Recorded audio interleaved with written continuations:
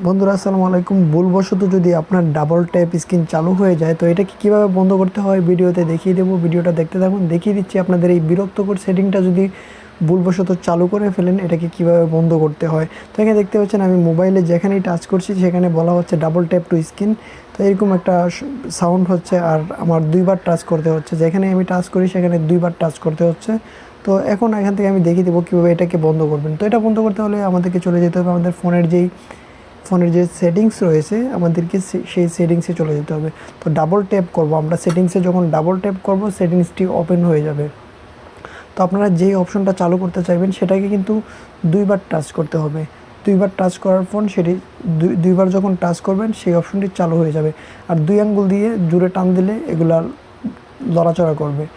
তো এখানে দেখতে পাচ্ছেন আমরা যখন সেটিংসে চলে আসলাম, তো এখানে দেখতে পাচ্ছেন একটা হাত দিয়ে হাতের একটা অপশন রয়েছে, এখানে দেখতে পাচ্ছেন স্পষ্ট এরকম লেখা রয়েছে। তো আমরা এটাতে ডাবল ট্যাপ করব। ডাবল ট্যাপ করার পর উপরে দেখতে পাচ্ছেন টেল ব্যাক এই অপশনটি অন রয়েছে। তো আমরা এটাকে এখান থেকে অফ করে দেবো। এখানে দেখতে পাচ্ছেন টেল ব্যাক, তো এটা অন রয়েছে। তো আমরা এখান থেকে ডাবল ট্যাপ করে এটাকে অফ করে দেবো।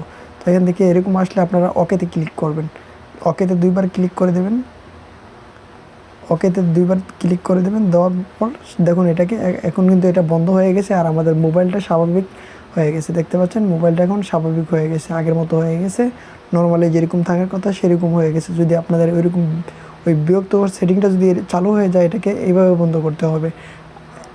তো যে সমস্যাটা হয়েছিল এটা হয়েছিল এটা থেকে।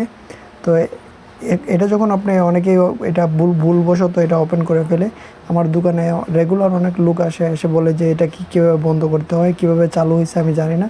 তো তারা সেটিংসের মধ্যে গিয়ে ভুলবশত এটাকে অন করে দেয়, অন করার পর এটা চালু হয়ে যায়। তো ধন্যবাদ সবাইকে।